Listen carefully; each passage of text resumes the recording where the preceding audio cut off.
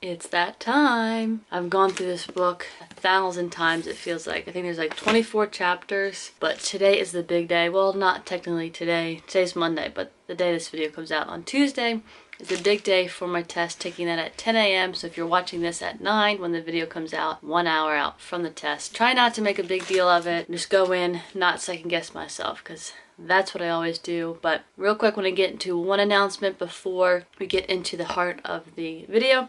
So the other channel that I was talking about briefly, and if you missed that video, it's like a few videos back. I think it says announcements in the title. But anyway, the new channel that you can check out, the first video should be going up next Monday. Now I post on Monday as well on this channel here.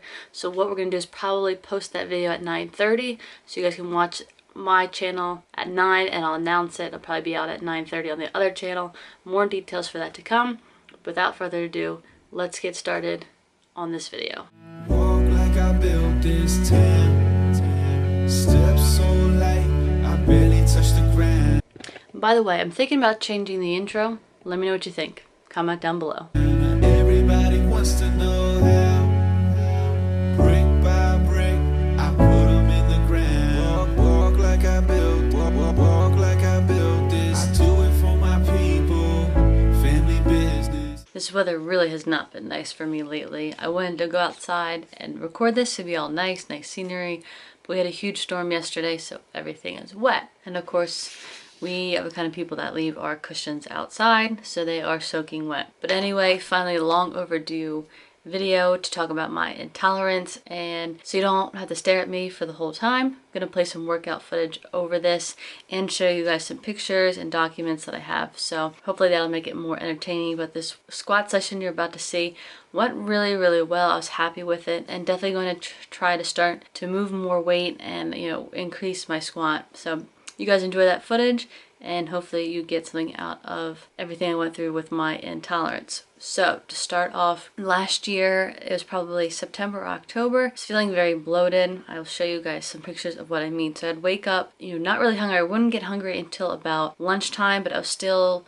you know, I was finishing up soccer, I was lifting, so I was like, I need to eat.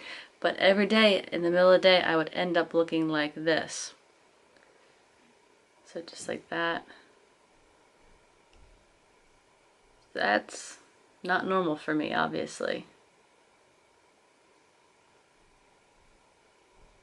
So obviously that's not how I'm used to looking, and I'm away at school and I'm calling my mom like, Mom, my stomach is feeling bloated, you know, it's 24/7. I wake up, I drink water, stomach starts to bloat up. You know, I kind of get hungry, so I want to eat. I'm still working out, so I know I need to eat to compensate for everything that I'm doing, you know, in the gym and outside running, all of that stuff, and still nothing seemed to work. And last video I mentioned how my heaviest I've ever been was like 151. Coming into college, I was probably around like 145, 148, ranging in there, very, you know, fluctuating. And so to be up even higher, you know, I was getting into like 154, 155, and then eventually up to 158, and I'm like, I don't know what is going on. So Mom's like, all right, come home, we'll go to a bunch of tests.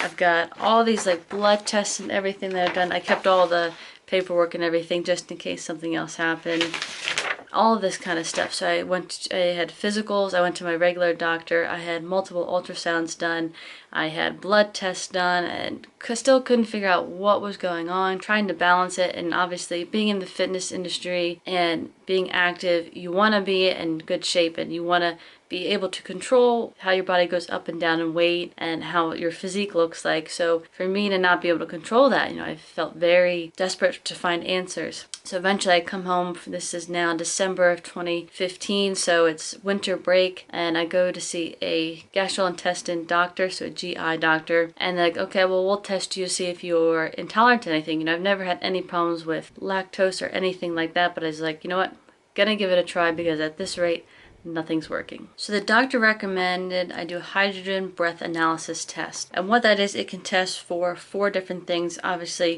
you can't test for all 4 at the same time, unfortunately, because that would have been really nice. The first thing I was tested for was lactose, and there's a whole thing that you get your appointment before about everything you have to do, you know, like 1 to 3 days before the actual test. Luckily for me, I only had to change my diet the day before. And these are the only things that I could have the 24 hours before. You can only have baked or broiled chicken or turkey with low amounts of salt or pepper only. No other seasonings, no condiments, no nothing. Baked or broiled fish, again with low amounts of salt or pepper. Plain steamed white rice, fully cooked, eggs, or clear chicken or beef broth, and only beverage you could have was water. And that's all you could have for 24 hours, and then obviously you had to fast 12 hours before, so I made sure my appointment was in the morning, so I just wake up, take the test. And so you think once you get through that first day of changing your diet that, all right, now I can take the test, I'll be fine.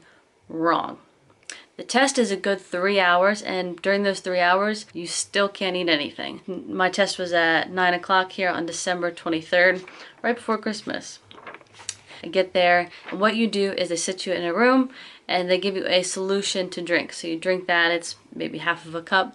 You drink that, and then the nurse comes in every 20 minutes, and they check your breath. So what it is, you have to blow into a breath analysis tester. And what it does is it gives you little numbers each time you blow into it. So this happens over the course of 3 hours, and you're just sitting there. So make sure if you have to do a test like this, bring a magazine, have a book, something to watch, something to entertain yourself, and you still can't eat anything. And no gum either. And the way this test works is you're drinking the solution. The solution is, in this case, something that has to do with lactose. And if the numbers jump up really high in the beginning, that means that solution is getting down into your system faster, meaning you are intolerant to it. So this first test I took, we went the full 3 hours, and my numbers eventually jumped up at the end. And that's supposed to be what normally happens. So that means the solution I drank went through all the normal digestions, everything that normally happens, went through down to my system, and then it reacted at the end just like it normally would. It's like, okay, well, that's not your problem. When can you come back next time to do another test? Well, as you can tell, it's the end of December. I have to be back at school. It was probably the first week or two of January. So went back up to school for a few weeks, then came back in like the middle of January when I had a weekend to come home. Came home and did this test again. And so again, 24 hours before, plain chicken, turkey, eggs, rice, only water, all that yummy, yummy stuff. But anyway, I was like, you know what, hopefully this test is it, because I really can't continue doing this. Weight was still going up. I wasn't enjoying myself. I wasn't lifting as much as I wanted because I was like, well, I'm not getting enough nutrients that I need, and I just wasn't mentally there. So the next test I did was testing for fructose. It was the same type of test to drink the solution, but now it was specific for fructose. And what ended up happening, I still went the full 3 hours, but the first 2-3 times that the nurse came in, my numbers went up really high in the beginning. And that meant it wasn't going through the normal digestive systems, and I was reacting to it right away. So that meant I was intolerant to fructose.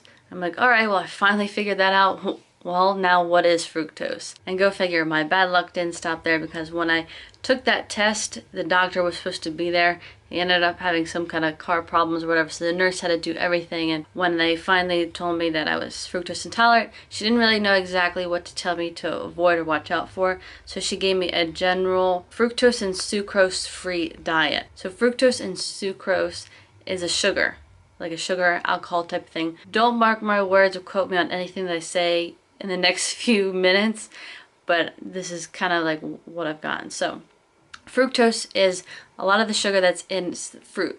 Fructose fruit. You hear high fructose corn syrup. Some companies are staying away from that. Some people use it. Unfortunately, a company that makes Oreos and Pop-Tarts, they use fructose, guys. So no Oreos or Pop-Tarts for me, at least in high quantities. Anyway, so they gave me a list of food that I can have and that I can't have. And so right now I'll show you the list of foods that I can have. So kind of small, very limited. This is everything I could have on this side, or could not have. Can't have any of that, but oh, you can have that.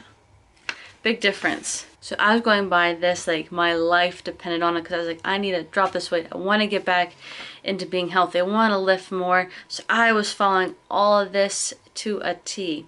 So this is what I could not have. No cold cuts, hot dogs, or any food that it could include sugar. So I was taking sugar down to maybe 5 grams, 10 grams at most. No gum because it has sorbitol in it. So I was staying away from any sugar, any fructose, any sorbitol, any sucrose, and that's all like sugar alcohol type of stuff. How to stay away from fruit. I usually start my morning with a banana every single day. How to cut that out. No mayonnaise, no mustard, no dressings with sugar, no milk products that with added sugar, no nuts that were covered in sugar, no sweet breads or anything with sugar, no sweet potatoes. That killed me, guys. No sweet potatoes, no desserts with any sugar, no corn, tomatoes, carrots, or canned vegetables, anything like that.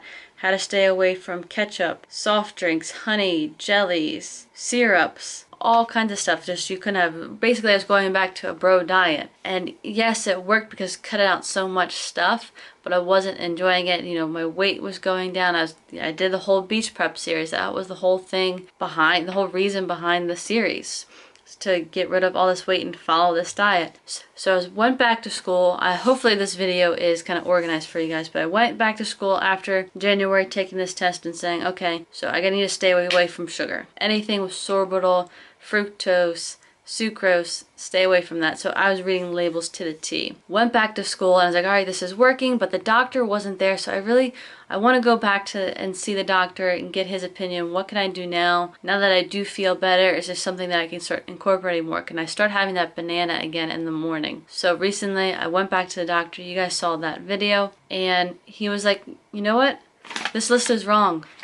First of all, I'm like, excuse me? He's like, yeah, this list is wrong. This is if you're fructose and sucrose and sorbitol. If you have intolerant to all of that. He's like, we just tested you for fructose, so you just need to stay away from things with fructose in it. I'm like, oh, well, you could have told me that months ago. But again, he wasn't there. The nurses did the best part, so I'm not complaining. I'm healthier again. I know how to control everything, so with that being said, I was just very thrilled. So I've been starting to have sugar again. I'm chew gum every day. I'll have dessert. I just stay away from things with fructose. So now I can have sugar and dressings and everything like that. I can have ketchup and condiments. I just make sure it doesn't have fructose in it. That's what my intolerance was. I can now have sugar and be fine with it, and I've been able to incorporate more sugar. I've been putting bananas in my smoothies. I've been having blueberries in my oatmeal and everything, and it hasn't affected me in any way. So very happy about that. You know, I did the 10,000 calorie challenge, trying to do it literally sugar free. That was hard. If you haven't seen that video, then go ahead and watch that. It's a good laugh. But now I can enjoy sugar. I can have desserts and everything and not worry about it. If you guys are having any problems like that, don't be afraid to tell people. Go see as many doctors as you need, because when you do finally find out whatever it is, you're going to feel a lot better and you'll get back on track. That's my advice for that. Yes, it was a long 4 or 5 months from when it started to like literally right now to when I finally back to a good weight, but it was worth it. And things like that happen. You know, they say that some people have intolerances, but they don't even notice it because they don't pay that much attention to like people in the fitness industry. And obviously we know every little change to our body, and some people could be fructose intolerant and not know it and it doesn't really bother them. So pay attention to your body, listen to it, and get help if you do need it. Hopefully that made a lot of sense to you guys. Again, comment down below if you have any questions, comments, or concerns. Hopefully this is short and sweet and helps someone out there. But thank you guys so much. I look forward to talking to you guys in the next video. Like, comment, share, subscribe if you're not already. Road to 1,000. Let's get 1,000 by June. So thank you guys again, and as always, have a great day.